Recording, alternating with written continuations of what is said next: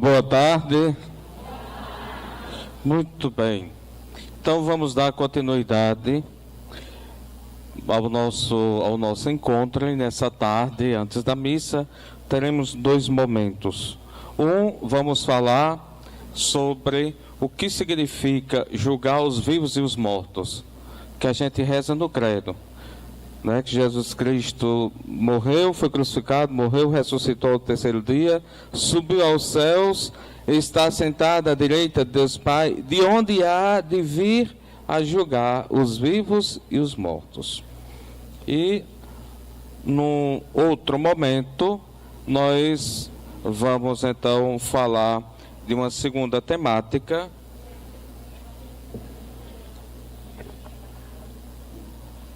que é, no segundo momento a gente fala. Se eu disser tudo agora, vai perder a graça. Mas julgar os vivos e os mortos. A gente sabe que, pelo mistério da cruz, Jesus assumiu a morte, passou pela morte, porque Padre Lenilson disse hoje de manhã, o preço do pecado foi a morte. Por isso que Jesus passou pela morte. Porque como ele assumiu aquele que não tem pecado, assumiu sobre si todo o nosso pecado, e porque assumiu o nosso pecado, ele pagou por nós o preço desse pecado. E aí a razão de Jesus se entregar na cruz, morrer na cruz. Mas ele não ficou na condição de morto. Ao terceiro dia ressuscitou. E a ressurreição de Jesus veio implicar para nós a vitória sobre o pecado, a vitória sobre a morte. Então, em Cristo não existe mais o pecado, não existe mais a morte. Ele se tornou vencedor. Ele deu a volta por cima, por assim dizer, de toda esta realidade. E porque ele foi aquele que venceu o pecado e a morte, então, como ele mesmo fala no Evangelho de Mateus, toda autoridade me foi dada no céu e sobre a terra. Ele é Senhor do céu e da terra. E por isso mesmo, porque venceu o pecado, porque venceu a morte, é também Senhor da vida. Sendo Ele o Senhor da vida, e sendo Ele aquele pelo qual nós temos essa vida, então não há outro caminho de salvação senão Jesus Cristo. Por isso que se diz, fora de Jesus Cristo não existe salvação. Fora do reino de Cristo não existe salvação.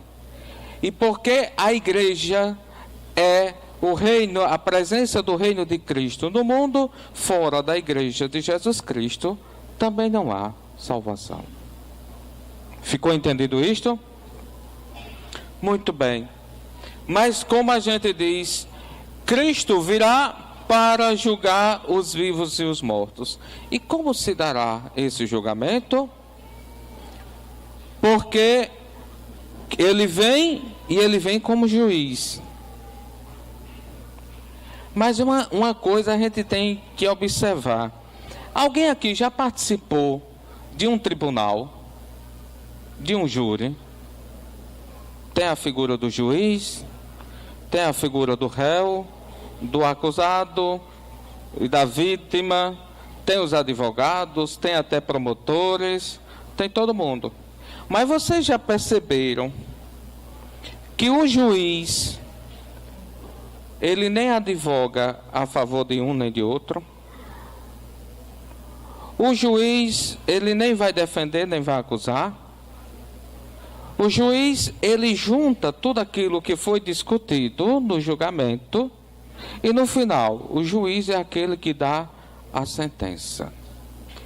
E com base em que o juiz dá a sentença? No material que é apresentado, tanto da parte que acusa, quanto da parte acusada. Deu para acompanhar esse raciocínio? Então, quando a gente diz que Jesus virá, e ele virá porque ele garantiu. Ele disse que vai para o Pai, mas que voltaria. A gente não sabe o tempo, mas que ele volta. Ele vem como juiz. E a sua condição de juiz é dar a cada um de nós a sentença. E qual é a matéria? Quais são os elementos pelos quais Cristo vai se basear para nos dar a sentença? As nossas atitudes. Porque as nossas ações, as nossas atitudes, as nossas palavras, o nosso viver a fé, a prática da nossa fé, a prática de colocarmos de fato no dia a dia da nossa vida, colocarmos o ensinamento de Deus, é que vai revelar para Jesus a sentença, se nós estamos entre os eleitos ou se estamos entre aqueles que não serão eleitos. Se a gente começar a perceber essa trajetória da dinâmica do julgar os vivos e os mortos, nós vamos então perceber que quem vai dar a sentença, quem vai condenar ou salvar cada um de nós, seremos nós mesmos por meio da nossa resposta a Deus. Porque o que Deus precisava fazer para conduzir-nos à salvação, Ele já fez em Jesus Cristo. Então Deus fez tudo que era preciso para que a gente chegasse à salvação. Ele abriu o caminho.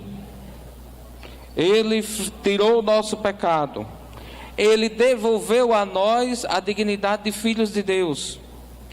Ele, porque nos tornou filhos de Deus, nos deu a possibilidade de sermos herdeiros, ou melhor, co-herdeiros do reino dos céus. Porque herdeiro dos céus só tem um, o Filho legítimo de Deus, que é o próprio Jesus. Agora, quando a gente está nele, aí a gente se torna co-herdeiro. Então Jesus fez tudo por nós. E da nossa parte, parece que resta apenas uma coisa, que é pequena, é a nossa contrapartida. Mas essa contrapartida significa que nós permaneçamos fiéis a tudo aquilo que Jesus deu por nós. E esse permanecer fiel, para usar o próprio Evangelho, é aquela realidade: não joguei as pérolas aos porcos.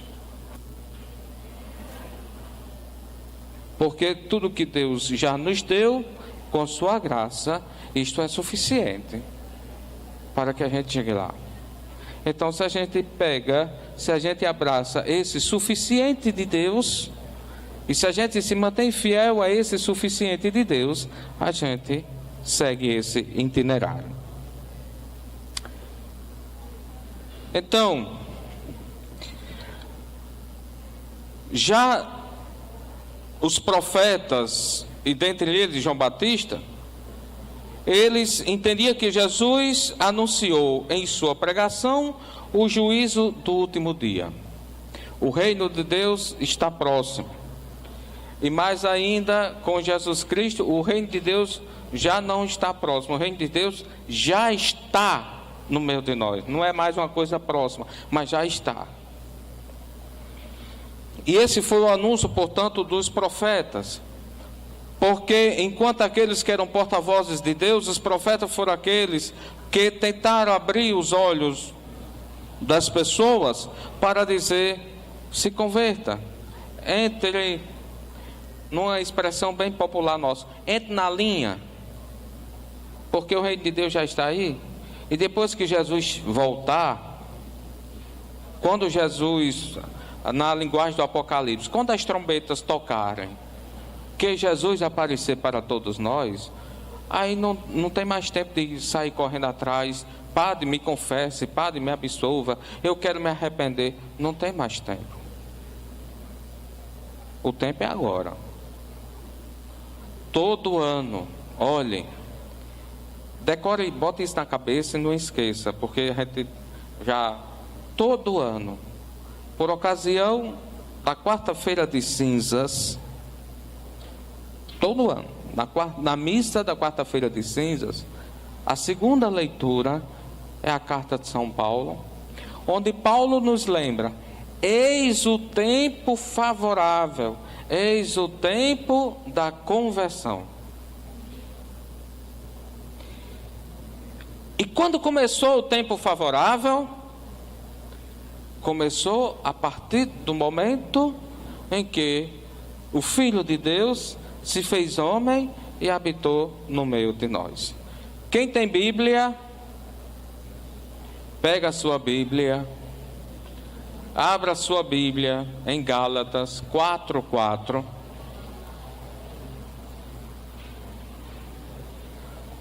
Tem um outro microfone sem fio.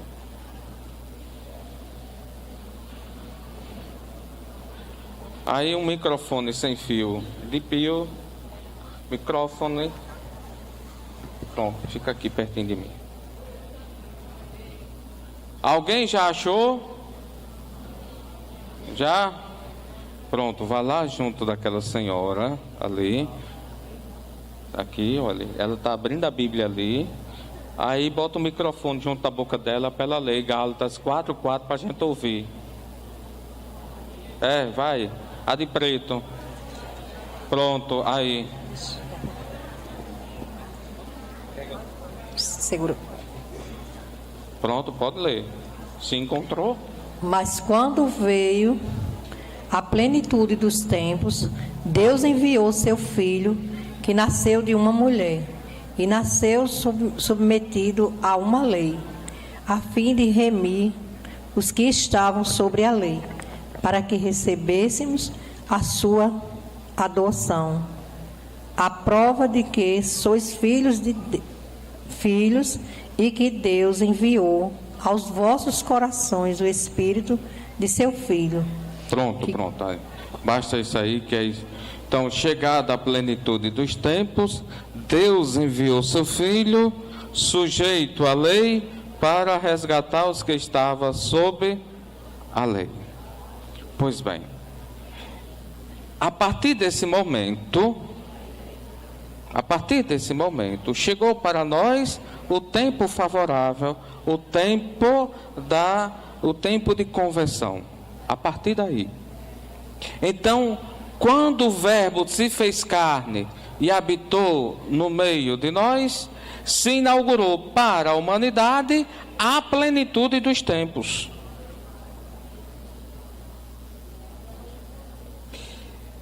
E essa plenitude dos tempos significa que é o kairós de Deus, que na ação do Filho Jesus proporcionou para todos nós o tempo da graça.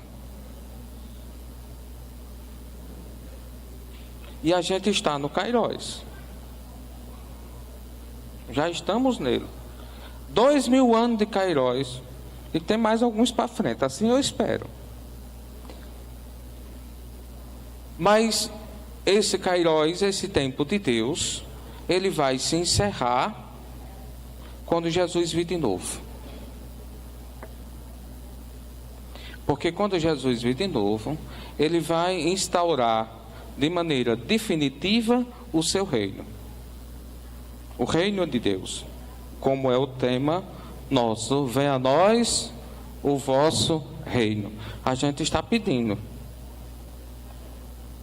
Todo momento a gente pede, venha a nós o vosso reino.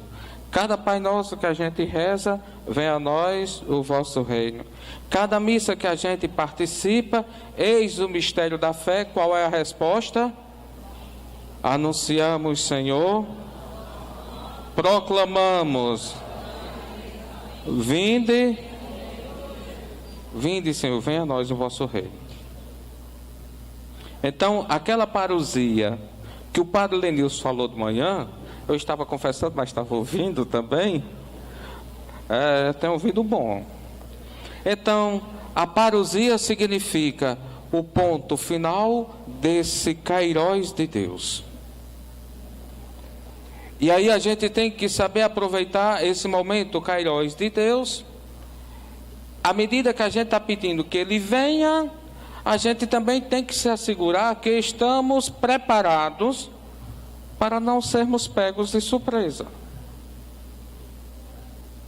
Então vem, Senhor Jesus, Maranatá, Maranatá, mas lembre-se, porque tem gente, parece que diz assim, vem, Senhor Jesus, aí como quem diz, quando Jesus vir de novo, aí eu vou ter uma conversinha com Ele, vou dar um jeitinho, Ele é misericórdia, Ele é perdão, Ele é tudo, então Ele vai ali dar uma coçadinha na minha cabeça e diz, vai tudo de uma vez, não vá nessa, não caia nessa não.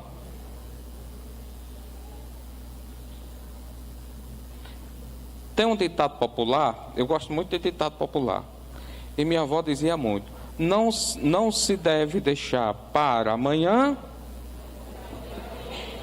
o que se deve fazer hoje. Então não deixe para amanhã, porque pode ser que amanhã não exista mais. O tempo é hoje. E aí a gente deve começar desde agora. E o que é que a gente deve começar?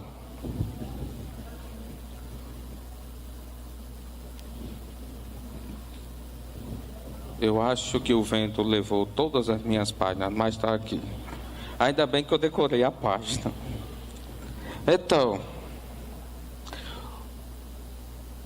os profetas anunciaram que o que Jesus ensinava era o juízo do último dia, a parousia, o escatona da palavra grega. E justamente é nesse juízo final, onde é chamado juízo universal, onde todos nós indistintamente prestaremos contas a Deus do que a gente fez ou deixou de fazer. Por que eu digo fez ou deixou de fazer? Porque quando a gente reza o eu pecador, a gente diz que peca por pensamentos, palavras, atos. Pronto, pensamento, palavras, atos é o que a gente fez. Omissão, o que a gente deixou de fazer, que deveria ter feito. Entendeu? Haveremos de prestar contas a Deus disto. E nesse juízo final, diante dessa prestação de contas para Jesus, uma prestação de conta que a gente não tem como esconder nada dele, serão então revelados a conduta de cada um e o segredo dos corações. Vamos abrir nossa Bíblia no Evangelho de Marcos, capítulo 12, versículo 38 a 40. Marcos 12, 38, 40. Olha o microfone, sem fio.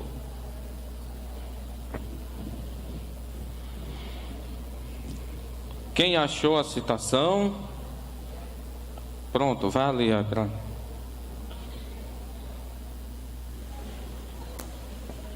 Marcos 12, 38 a 40.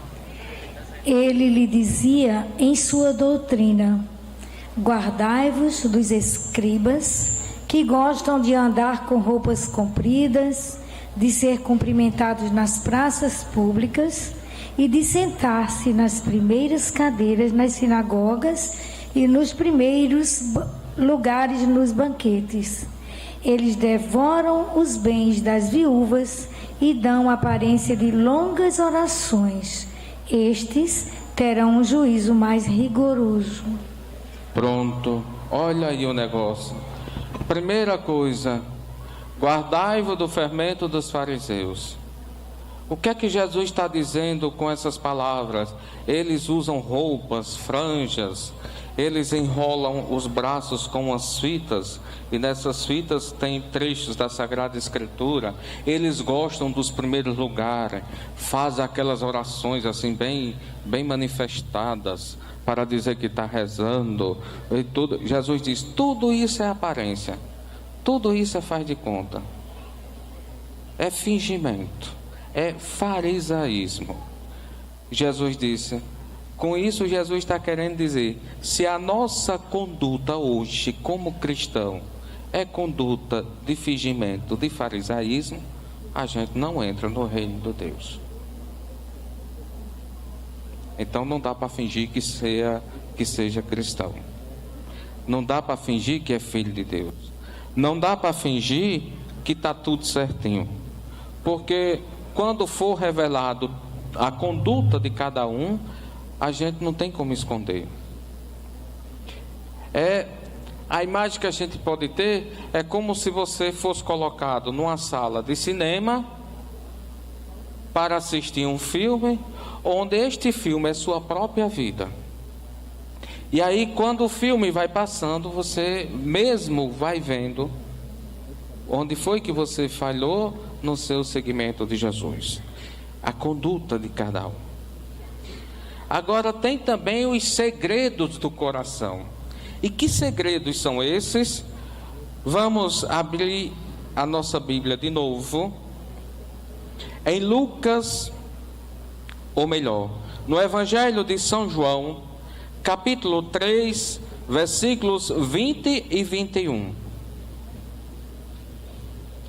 João, Evangelho de João, capítulo 3, 20 e 21. Pronto, vai ler. Lê aí. João. Porque todo aquele que faz o mal odeia a luz e não vem para a luz, para que as suas obras não sejam reprovadas. Fazer as coisas às escondidas, na falsidade. Sabe, vocês já ouviram alguma vez aquele personagem chamado Coxinha, da Garra das Patrulhas? É um personagem de mamulengo que passa na TV cearense.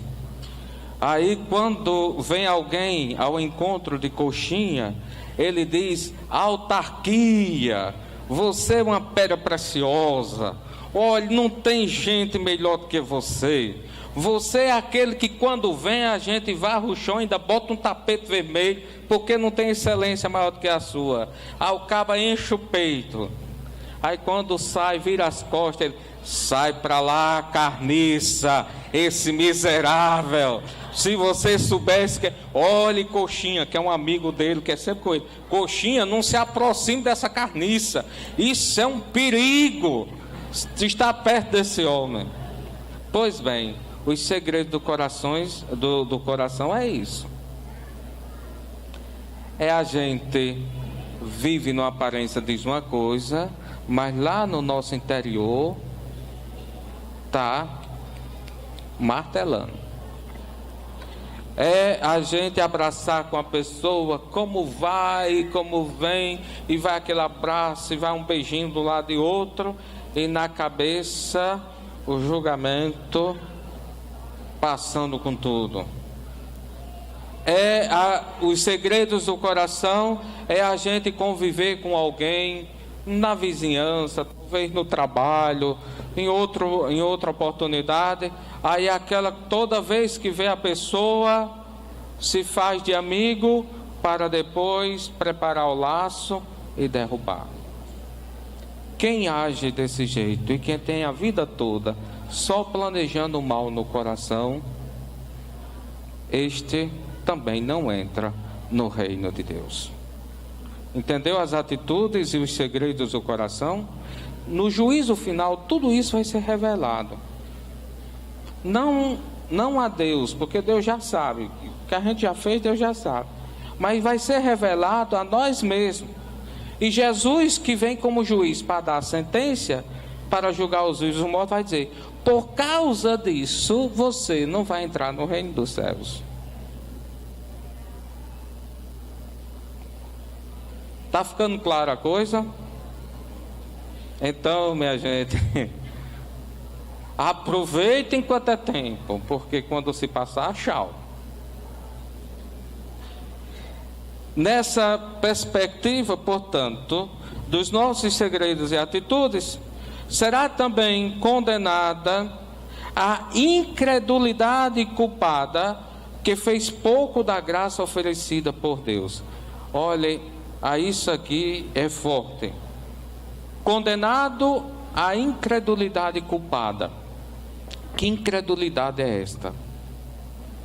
Essa incredulidade que nos é passada é justamente a falta de fé na graça oferecida por Deus. A rejeição à graça oferecida por Deus. Isso é incredulidade. Se a gente quer ver isso do ponto de vista da Bíblia, a Bíblia diz: todo pecado será perdoado. Jesus não disse isso? Todo pecado, até um insulto contra Jesus Cristo será perdoado. Mas tem um pecado que não será. É o pecado contra o Espírito Santo. E você sabe o que é o pecado contra o Espírito Santo? Essa incredulidade da graça de Deus sobre nós. Porque Jesus agiu sobre nós pela ação do Espírito Santo. Quando Jesus voltou para o Pai, prometeu para nós que mandaria para a igreja o Espírito Santo, para que no Espírito permanecêssemos perseverantes na graça e por essa graça chegássemos à salvação. Negar o Espírito é negar a graça, é negar a salvação. É a incredulidade. E atentai, vejam bem, atentos a isso. Há muitos ateus no mundo porque dizem que não acreditam em Deus. Mas há muitos que abrem a boca para dizer eu creio em Deus, mas vivem na prática como se não acreditassem. Porque dizem palavras, mas as suas atitudes não condizem, não são confirmadas as palavras que diz. E esses são chamados os ateus práticos. O ateísmo prático. E esse ateísmo prático é uma doença, é um vírus que contamina todo mundo, inclusive gente dentro da igreja. Quer um exemplo de um ateísmo prático? Uma negação da graça de Deus? Eu digo que tenho fé em Deus, que minha esperança está em Deus, que Deus pode tudo comigo, mas eu estou querendo um negócio, aí deixo de confiar em Deus, vou ali no Pai de Santo, Pai Xangô, Mãe Jurema e não sei quem Pereiro, faço um despachozinho lá, uma galinha preta, uma garrafinha de cachaça, umas velinhas coloridas numa cruzada das estradas da vida, e vou fazer um negocinho para acelerar a coisa. É um ateu prático, porque eu não posso adorar dois senhores. Ou eu confio em Deus ou não creio nele. Outro exemplo de ateísmo prático. Eu digo que tem fé em Deus, Deus ilumina meus caminhos, Nossa Senhora toma, vá na frente, e o Espírito Santo guie tudo, e tudo será quebrado em nome de Jesus, e repreendo e faço não sei mais o que. Aí ligo o rádio antes de sair para o trabalho, logo de manhã, para eu assistir o horóscopo, para dizer o meu signo, se hoje eu vou quebrar a perna, se hoje eu vou me dar bem, se eu jogar no jogo do bicho vou tirar quanto, aí pronto, fico dependendo do horóscopo. Ateísmo prático. Sua fé está em Deus ou está nos búzios? Ou em jogo de bicho? Entendeu o que é ateísmo prático? Ateísmo prático é eu dizer: olha, minha Nossa Senhora, eu vou fazer uma viagem. Olha, que Nossa Senhora interceda para que tenha tudo certo. Mas eu vou ali na casa de uma cigana, que ela lê a mão muito bem, então eu vou dar minha mão para ela e ela vai dizer se a viagem vai ser boa, vai não sei o quê. Aí vai lá, ela olha, diz uma coisa, diz outra. Aí diz: olha, a viagem pode dar certo e pode dar ruim. Aí vai: ah, meu Deus, minha Nossa Senhora. Que... Claro, tudo que a gente vai fazer pode dar certo, pode dar errado. Qual o segredo disso? Né? Aí a gente já vem se pela: você confia em Deus ou no que a cigana vai dizer a partir de uma leitura que ela faz de uns riscos que você tem na mão? Entendeu o que é ateísmo prático? Agora, tem muitos católicos nesse ateísmo prático. Isso é negar Jesus Cristo. Ateísmo prático é negar a graça. Ateísmo prático é blasfemar contra o Espírito Santo. O ateísmo prático é negar a salvação. E a gente precisa ter muito cuidado. Tem hora que eu, nas minhas orações, eu digo assim: oh meu Deus, eu tenho assim dentro de mim uma angústia. Eu queria que todos os católicos tivessem conhecimento pleno de teologia, para entender a doutrina. Mas quando eu passo pelo Evangelho, que diz assim: a quem mais se dá, mais é cobrado, aí eu digo: meu Deus, deixa tudo em burrinho de bater de vara. Porque a ignorância pode ser o único apelo de salvação para muita gente que está no caminho errado. Porque uma coisa é quando a gente comete um pecado na vida, mas a gente não entende, não tem o entendimento que aquilo seja um pecado. Outra coisa é quando a gente sabe que a coisa é feia e mesmo assim a gente faz a coisa feia. São duas realidades bem distintas. Pois bem, que a gente não participe dessa incredulidade, para que a gente possa chegar no reino de Deus. A atitude em relação ao próximo revelará o acolhimento ou a recusa da graça e do amor divino. Jesus dirá no último dia: todas as vezes que fizestes isso a um destes mais pequeninos, porque são meus irmãos, foi a mim que o fizestes. Isso está no Evangelho de Mateus, capítulo 25, versículo 40. A nossa atitude com o outro é que vai, então, esclarecer como vai ser o meu julgamento diante de Deus. Olhe, vou começar só, vamos para a segunda parte do Pai Nosso. O que é que a gente diz lá no final? Perdoai assim. Basta aí. Olhem, se você não perdoar a quem vos ofendeu, você não terá o perdão de Deus. A gente diz perdoai, mas se a gente for ler no catecismo, não é perdoai as nossas ofensas, perdoai-nos as nossas ofensas, assim como nós perdoamos. Ou seja, perdoe a nós como nós perdoamos. Nós condicionamos o perdão de Deus em nossa vida segundo a intensidade do nosso perdão ao próximo. E sabe quem ensinou essa oração para nós? Foi quem? Quem ensinou a oração? Tem muita gente dormindo, né? Quem ensinou a oração para nós do Pai Nosso? Pronto, aí dá para ver que tem mais gente acordada, né? Então veja, Jesus é esperto. Jesus, ele quer trabalhar com a gente. Jesus, ele quer fazer a gente entender as coisas de maneira muito objetiva, muito clara. E ele está dizendo para nós, quando ele nos ensinou o Pai Nosso: olhe, Deus tem um perdão pronto para você, mas você também precisa perdoar o seu irmão. Se eu quero o perdão de Deus, padre, olhe, eu vim me confessar. Aí,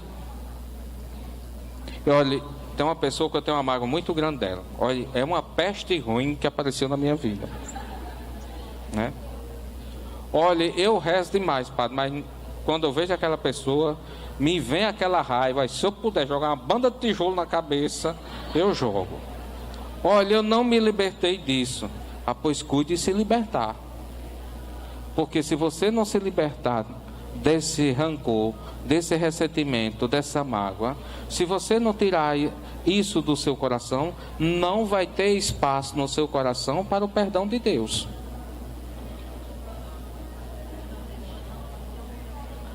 Pois é, isso é pior, isso vai quase para o incrédulo, viu?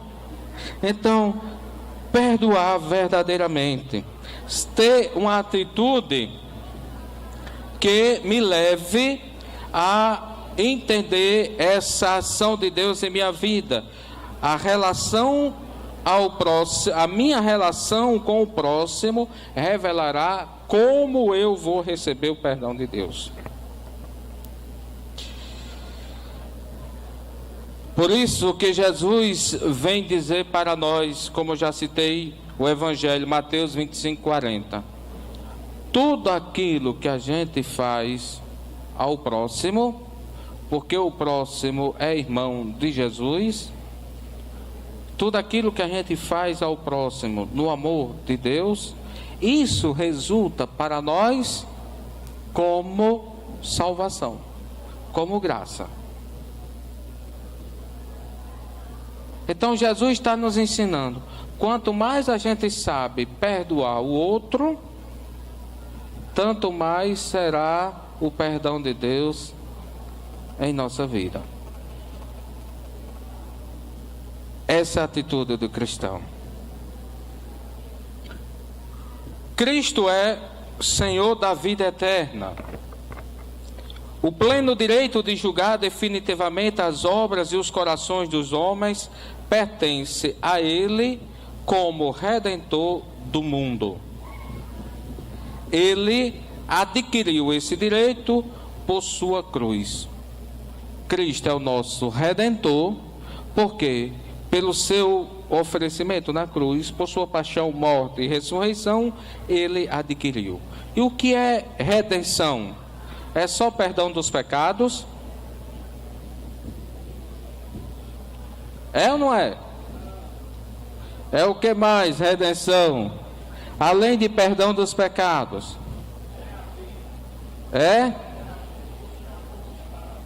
Redenção em Cristo é perdão, mas é também salvação, mas é também vida eterna. E vida eterna na graça. Eu vim para que todos tenham vida e a tenham em abundância. Como Senhor da vida, como nosso Redentor, como aquele que veio dar ao mundo a possibilidade de salvação, Jesus adquiriu, portanto, recebeu do Pai o poder de julgar, ou seja, de nos dar a sentença. O Filho, Jesus, não veio para, mas esse Filho Jesus não veio para julgar, mas para salvar e para dar sua vida por todos. Ora, aí parece uma contradição. Se Jesus vem julgar, aí o Evangelho diz, mas Jesus não veio para julgar, mas para salvar e dar sua vida para todos. Aí como vai ser o julgamento no juízo final? Bem que Lenilson disse a vocês, a gente não sabe como é. Ele não disse isso? A gente não sabe detalhes. Mas essa resposta aqui eu vou dar a vocês. que Lenilson também sabe, mas é porque o tema dele não era esse. Ele não ia entrar no tema do outro. Jesus veio não para julgar, mas para salvar. Isso é uma verdade. E dar a sua vida por todos. Isso ele fez. E ele não vem como... não vem para julgar no sentido de condenar, porque quem vai decidir a nossa condenação ou não seremos nós mesmos. Quanto mais eu me identifico com Jesus Cristo, quanto mais eu sou um com Jesus Cristo, quanto mais eu sou membro do corpo místico de Cristo, tanto mais eu estou perto da salvação. Então a gente precisa estar ligado em Jesus Cristo. A gente precisa ter, e aqui eu chamo uma atenção toda especial. Estar ligado a Jesus Cristo é não tirar Jesus Cristo do foco da nossa vida. Sabe por quê? Porque às vezes a gente está dentro da igreja, na comunidade, até mesmo nas paróquias. Aí a gente está lá, porque aquele padre é muito bom. Olha, aquele homem é um santo. Olha, aquele é bom demais. Aquele é chique no último, né? Aí chega um período, estou dando um exemplo, não sei de nada de vocês aqui. Chega um período, 6 anos, aí o bispo disse: não, olhe, você já fez um bom trabalho nessa paróquia, agora eu vou tirar você, vou botar você para outra e vou trazer um padre diferente para cá. Aí bota, aí o povo começa logo: vixe, olha, bicho como é feio, gordo, barrigudo, antipático, nojento, o outro canta, o outro dança no altar, isso é todo duro, parece um mamulengo de ferro, né? Essa coisa, enquanto for esse, eu não pago mais o meu dízimo. Enquanto for esse, eu não vou nem à missa. Eu vou para a missa de outra paróquia aqui vizinha, só é pegar um ônibus e vou lá. Mas enquanto esse estiver aqui, aí você está na igreja por quem? É por Jesus ou é pelas pessoas? Entendeu? Porque Jesus deve ser o foco da nossa vida. Porque a gente pode se escandalizar uns aos outros. A gente pode ser motivo de tristeza, de desânimo na fé uns para os outros. Mas Jesus nunca vai decepcionar nenhum de nós. Jesus nunca vai escandalizar nenhum de nós. Jesus nunca vai deixar nenhum de nós na mão. Por isso, meu irmão, minha irmã, aprenda isso. Se agarre em Jesus, porque esse leva você para o céu. Com esse você está garantido. E quanto mais agarrado a Jesus você está, tanto mais perto do céu você fica. E persevere. Não fica assim com aquela preguiça de quem dá. Sabe aquelas pessoas que amanheceu com aquela disposição de: a partir de amanhã vou caminhar 30 minutos todo santo dia. Aí chegou amanhã, acordou, foi cheio de entusiasmo, caminhou 30 dias. Chegou depois da manhã, acordou, caminhou 15 minutos. Chegou o terceiro dia, hoje estou todo doído, deu câimbra na batata da perna, não sei o que, sei lá mais, não vou não.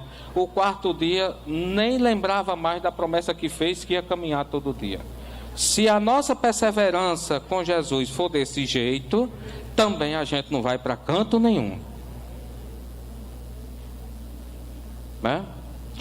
E uma coisa que eu chamo muita atenção: cuidado com os entusiasmos. Sabe aquele entusiasmo da gente se empolgar demais, aí chega com todo o gás, igual, hoje não existe mais isso, mas antigamente tinha aquele foguetão de vareta. Os bichos eram uma cabeça igual a cabeça desse microfone, uma varetinha, subia com tudo, botava fogo ali, Lá em cima, pum, explodia de vez. Aí pronto, acabou, só era a vareta. Tirasse a cabeça do meio que lá vem a vareta, caindo. Então, às vezes, tem cristão também, cristão foguetão. É aquele que chega com todo gosto, que reza, ele reza 4 terços, é o rosário. Hoje o rosário é 4 terços, né? É até uma contradição, o rosário 4 terços, mas tudo bem, né? Então, reza 4 terços. Ele reza o ofício da Nossa Senhora todo dia. Ele reza não sei o que mais. O ofício das almas. E acha pouco, vai atrás do ofício do Espírito Santo. E não sei o que. E vai, olha, se tiver 5 missas no dia, ele vai 5 missas no dia. Depois de uma semana, ele não aguenta o ritmo. A pólvora acabou, o foguetão deixa de subir, né? Aí só vem a vareta caindo. Aí não vai mais às missas, esqueceu dos ofícios. Aí o rosário, que era 4 terços, está rezando uma dezena, aperreado, né? E quando pensa que não, Pai Nosso e Ave Maria, e se ele ficar em pé, porque se ele sentar na cama, adormece antes de chegar na Ave Maria. É o cristão foguetão. Esse também não vai muito longe. Olhe, quando eu era pequeno, lá no meu interior, sou seridoense, e a gente ia para o sítio Caíra, que era o sítio do meu avô, e naquele tempo não era como hoje, que tem água encanada na torneira. O sítio hoje tem eletricidade, mas naquele tempo não tinha nada disso. À noite era lamparina. A gente só saía para o terreiro à noite quando era noite de lua, porque clareava tudo, porque não era tudo dentro de casa. E de manhã, como não tinha água na torneira, a gente ia buscar água no rio, em Cacimba. Há uma coisa a gente aprendeu. Naquela época se carregava água numa lata de querosene, que era uma marca de querosene chamada Jacaré. Era uma lata branca, aí tinha uma faixa azul embaixo, uma faixa vermelha em cima e no meio o desenho de um jacaré, azul. Pois bem, aí tinha a lata de 18 litros e tinha a lata de 5 litros. Quando era de manhã, ia todo mundo cedo pegar água na cacimba. Quem era adulto, quem podia, ia com a lata de 18 litros. E os menores, os meninos e as meninas pequenas, que não podiam com a lata de 18 litros, ia com a lata de 5 litros. Mas todo mundo botava sua água. Eu estou dando esse exemplo para dizer, se no corre-corre do seu dia a dia, não dá para você carregar uma lata de 18 litros de oração, carrega de 5. Mas não deixe de carregar. Né? Termino lembrando o Padre Léo quando disse: o bom é que todo dia, ele falando a respeito da oração, o bom é que todo dia a gente rezasse pelo menos um terço. Mas se você é difícil, reza um mistério. Mas se até um mistério é difícil para você, reza uma Ave Maria. Aí ele conclui dizendo: só peço uma coisa, não deixe um dia sem rezar. Então, dizendo isso para a gente entender, não deixe de buscar a Deus hora nenhuma de sua vida. Todos os dias, mesmo no corre-corre, mesmo no cansaço, mesmo, sei lá, você em casa tem o almoço, tem o café, tem a roupa para lavar, tem a roupa para passar, menino para cuidar, tem que pegar 3 anos para poder chegar no seu trabalho. Mas encontre um tempinho para Deus ao longo de sua vida, ao longo do seu dia. Não deixe de plantar pela oração o seu momento de Deus. Porque quando a gente lembra de Deus nesta vida, no juízo final, Deus vai se lembrar da gente. Porque quem se lembra de mim nesta vida, eu me lembrarei dele diante de meu Pai que está no céu. Mas quem tem vergonha de mim nesta vida, eu me envergonharei dele diante de meu Pai. Quem quer Jesus envergonhado de você no juízo final? Alguém quer? ver Jesus com vergonha de você? A gente quer ver Jesus dizer para nós: vinde benditos de meu Pai. E para esse bendito do meu Pai acontecer, é necessário então a gente entrar nessa dinâmica de ir ao encontro de Jesus. Portanto, Jesus virá. Não vai demorar muito. A vinda de Jesus é como a vida da gente. A gente não sabe quantos anos de vida a gente vai ter. Mas a gente sabe que cada dia que passa é um dia a menos.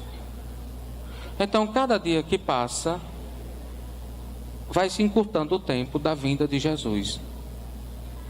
E é preciso, desde já, a gente se preparar para que, quando Ele vir como juiz, nos encontre em condições de sermos admitidos no reino dos céus. E aí, como termina Padre Zezinho cantando, quando ele diz: são muitos os convidados, mas quase ninguém tem tempo. E ele vai dizer: a decisão... ele canta: a decisão é tua, a decisão é sua. Pronto, a decisão é de cada um de vocês, né? Os convidados já estamos todos aqui, né? E aí, minha gente, olha, a gente ensina, a gente diz, a gente mostra a palavra de Deus, a gente mostra a doutrina, mas cada um tem que trilhar o seu caminho, né? As coisas de Deus é como a mãe de família. Ela cozinha uma panela de feijão só para tudinho. Mas na hora do almoço, cada um tem que pegar a concha, botar o feijão no seu prato, tem que pegar a sua colher e levar o feijão à boca. Senão, não vai matar a fome. E aí onde está a atitude. E cada um de nós, portanto, precisa ter esta atitude de ir ao encontro de Deus. Para a comunidade de discípulos da Mãe de Deus, uma das nossas atitudes é apresentar diante de Nossa Senhora os nossos sacrifícios para o capital da graça de Nossa Senhora. Aqui na comunidade, todo mês, no primeiro sábado do mês, todos os sábados tem missa às 16 horas. E no primeiro sábado do mês, de modo particular, depois da comunhão, existe um momento onde todos que estão participando da missa, desde os adultos, as crianças, porque todo sábado tem a catequese, e a catequese termina as crianças saindo da formação e vindo para a missa, e vão para casa depois da missa. Então se junta todo esse momento e ali cada um num pedacinho de papel escreve qual foi o sacrifício que você fez este mês e vai oferecer para o capital da graça de Nossa Senhora. Porque a gente faz, é como que a gente fizesse uma poupança de sacrifícios para que Nossa Senhora, nos juros da graça, devolvesse aquilo conforme a intercessão dela sobre cada um dos filhos que estão precisando dessa graça.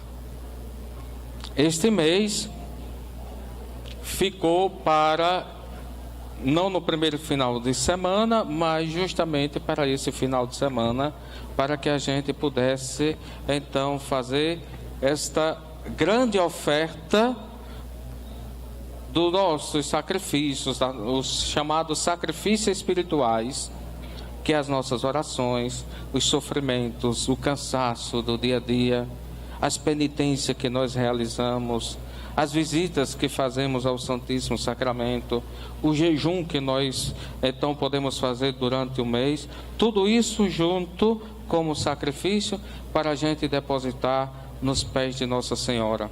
E fazer assim que a Mãe de Deus e Nossa Mãe, ela que é mãe, quem sabe dividir mais com os filhos do que a mãe?